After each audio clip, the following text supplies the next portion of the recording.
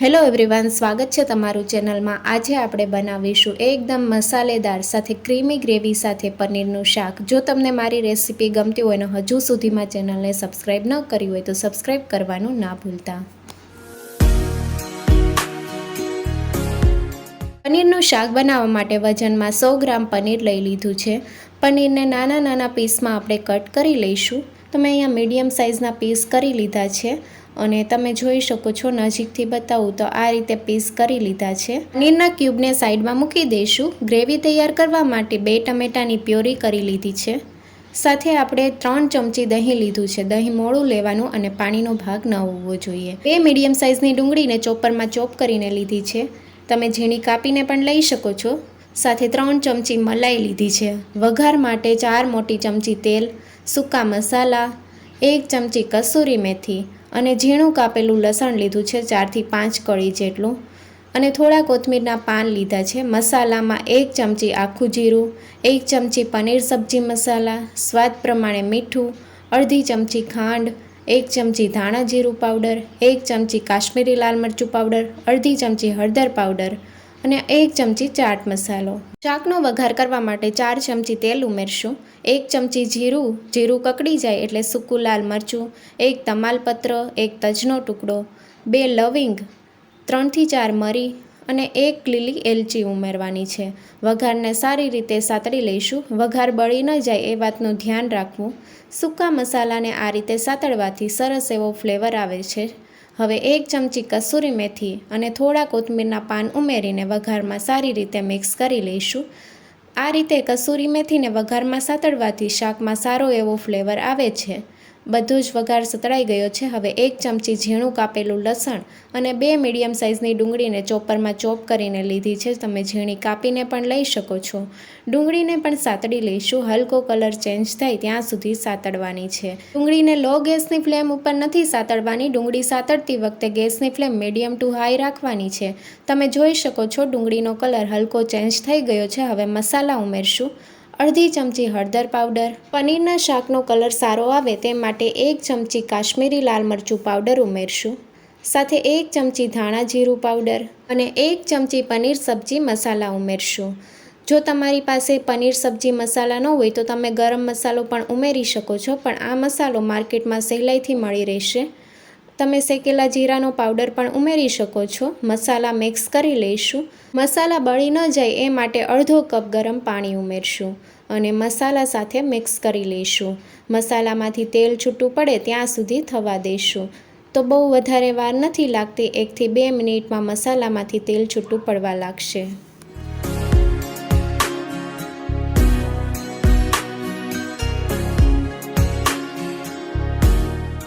Medium ગેસની flame ઉપર થવા દીધું છે અને લગભગ 1.5 મિનિટ જેવું થઈ ગયું છે અને મસાલામાંથી તમે જોઈ શકો છો સાઈડમાંથી તેલ છૂટું પડવા લાગ્યું છે। તો આ સમયે આપણે ગેસની ફ્લેમ લો કરી દઈશું અને આપણે દહીં ઉમેરવાનું છે।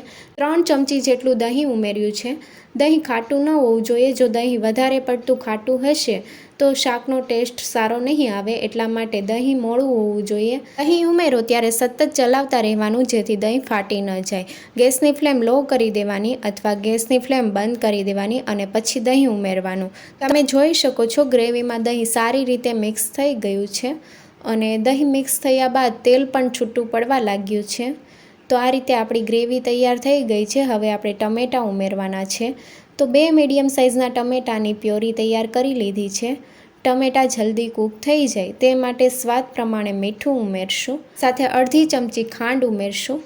ખાંડ ઉમેરવી ટોટલી ઓપ્શનલ છે, પણ આપણે દહીં અને ટમેટાની પ્યોરી બંને ઉમેર્યું છે જેથી શાકમાં ખટાશ વધારે ન થઈ જાય એ માટે આપણે બેલેન્સ કરવા 1 ચમચી અથવા અડધી ચમચી ખાંડ ઉમેરશું અને મિક્સ કરી લઈશું। હવે ગ્રેવીને 2 થી 3 મિનિટ માટે ઢાંકણ ઢાંકીને થવા દઈશું।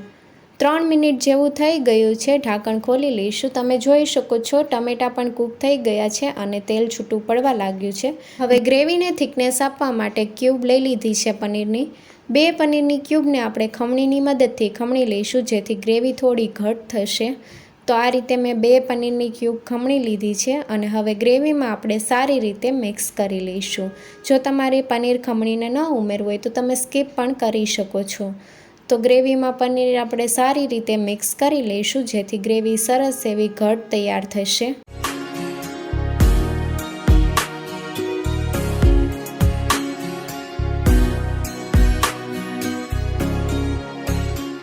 ગ્રેવીને થોડી પતલી કરવા માટે પોણો કપ ગરમ પાણી ઉમેરશું।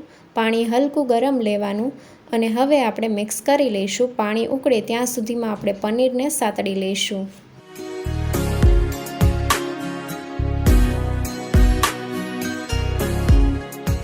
ગ્રેવી તૈયાર થાય છે ત્યાં સુધીમાં આપણે પનીરને સાતળી લઈશું। પેનમાં 1.5 ચમચી જેટલું તેલ ઉમેરશું, સાથે પનીરના ટુકડા કર્યા છે તે ઉમેરશું।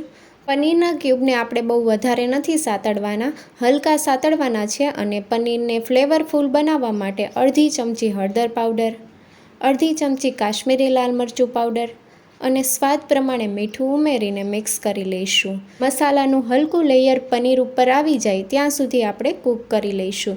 તો ગેસની ફ્લેમ મીડિયમ ટુ હાઈ રાખવાની છે અને પનીરને આ રીતે આપણે મિક્સ કરી લઈશું। તો થોડી જ વારમાં પનીરમાં સારું એવું કોટિંગ આવી જશે, બહુ વધારે સમય નહીં લાગે।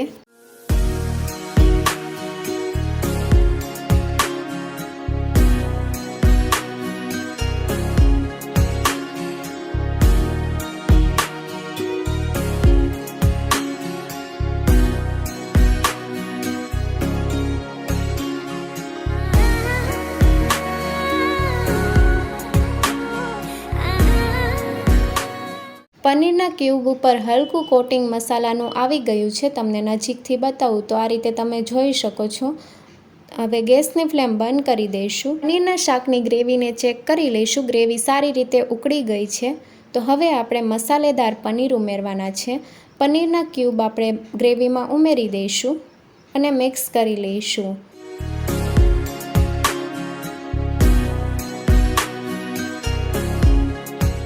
ગ્રેવીમાં 1 ચમચી ચાટ મસાલો ઉમેરશું। બહુ સારો એવો ટેસ્ટ આવે છે। જો તમારે ન ઉમેરવો હોય તો તમે સ્કીપ પણ કરી શકો છો અને મિક્સ કરી લઈશું। તો ગ્રેવીને આપણે 2 મિનિટ માટે ઉકળવા દઈશું। શાકને એકદમ ક્રીમી બનાવવા માટે આપણે 3 ચમચી ફ્રેશ મલાઈ ઉમેરી છે। જો તમારી પાસે મલાઈ ન હોય તો તમે મગજતરી અને કાજુની પેસ્ટ પણ ઉમેરી શકો છો, જેનાથી એકદમ ક્રીમી શાક તૈયાર થાય છે। મલાઈ ઉમેરીએ એ પછી આપણે 2 થી 3 વાર મિક્સ કરી લઈશું। બહુ વધારે મિક્સ નથી કરવાનું।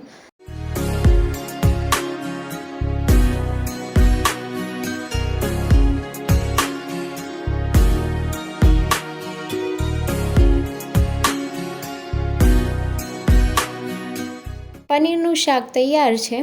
ઉપરથી કોથમીરના પાન ઉમેરશું અને ગેસની ફ્લેમ બંધ કરી દઈશું। પનીરના શાકને સર્વિંગ પ્લેટમાં સર્વ કરીશું। તો એકદમ મસાલેદાર અને ક્રીમી ગ્રેવી સાથે પનીરનું શાક તૈયાર છે। તમે પરોઠા સાથે અથવા નાન સાથે સર્વ કરી શકો છો। રેસીપી ગમી હોય તો ચેનલને લાઇક, શેર અને સબસ્ક્રાઈબ કરો। Thank you for watching.